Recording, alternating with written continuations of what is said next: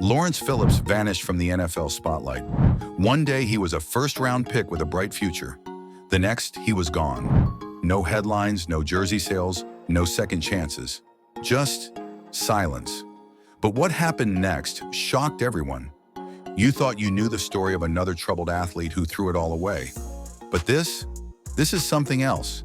This is about a man who spiraled so far from greatness that even the NFL tried to forget he existed.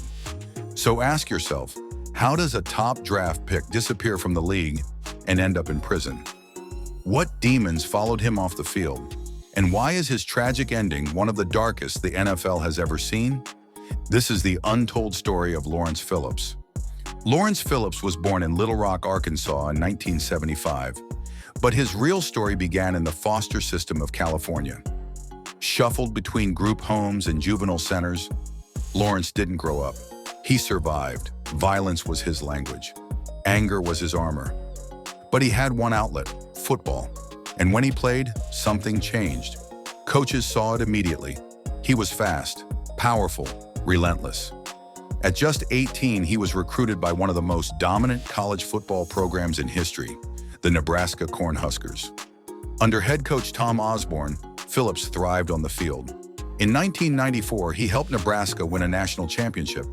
By 1995, he was being talked about as the next Heisman. His talent was undeniable. But so were the red flags. In 1995, while still at Nebraska, Phillips was arrested for assaulting his ex-girlfriend, dragging her down the stairs by her hair. He pled no contest and was suspended, but only briefly.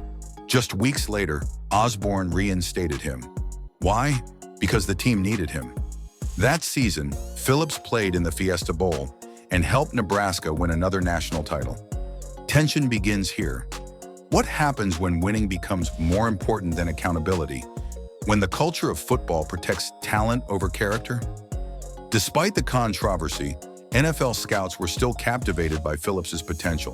In 1996, he was drafted 6th overall by the St. Louis Rams. The move shocked many. Teams had questions about his temper, his maturity, his violent outbursts. But the Rams rolled the dice. It didn't take long for things to unravel. Phillips clashed with coaches, he was late to meetings. He was suspended multiple times for violations of team rules. His off-field behavior got worse. In 1997, he was cut by the Rams. From there, it was a downward spiral. He briefly played for the Dolphins, but head coach Jimmy Johnson cut him after just 2 games, citing a lack of discipline. He tried to revive his career in NFL Europe and the Canadian Football League, but trouble followed him everywhere. In 2003, while playing for the Calgary Stampeders, he was released after getting into multiple fights with teammates and coaches. But things only got darker after football. Phillips began racking up criminal charges: assault with a deadly weapon, domestic violence, vandalism. He served time, got released, got arrested again. It was a vicious cycle. By 2005, he was sentenced to 10 years in prison for multiple incidents involving domestic abuse. Then, in 2009, he was sentenced to an additional 25 years for driving his car into a group of teenagers after a pickup football game went sideways. Now, he wasn't just a troubled athlete, he was a convicted felon. And then in 2015, something else happened that shocked the world. Phillips was charged with the murder of his cellmate, Damian Soward, while incarcerated at Kern Valley State Prison. According to reports, Phillips had strangled him. The former NFL star was now facing the possibility of the death penalty.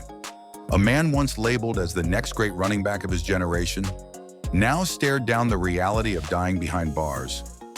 On January 13, 2016, just months before he was due in court for the murder trial, Lawrence Phillips was found unresponsive in his prison cell, dead by suicide. He had tied his bedsheet to a television mount and hanged himself. He was 40 years old. His death sent shockwaves across the sports world, but it also left unanswered questions. Could someone have saved him? Was he truly a villain or a broken man failed by every system around him? The real tragedy is that Lawrence Phillips was never just one thing. He was a child of abuse, a gifted athlete, a volatile adult, and a product of a machine that values wins over wellness. He needed help. He needed structure. But instead, he got fame, money, and a spotlight that only magnified his darkness. Let's be honest. The NFL wants you to forget Lawrence Phillips. They want to move on, put a bow on it, call it another what-if story. But the truth is, his case should have forced change, should have forced reform. But did it? How many more young athletes are pushed through a system that cares more about their 40-yard dash than their mental health? How many warning signs do we ignore until it's too late? I don't excuse what Phillips did. His victims deserve justice. His actions cause real pain. But I also believe his story is a mirror, a warning that brilliance without balance leads to disaster. This wasn't just a football failure. This was a human one. Lawrence Phillips vanished from the league and then from life.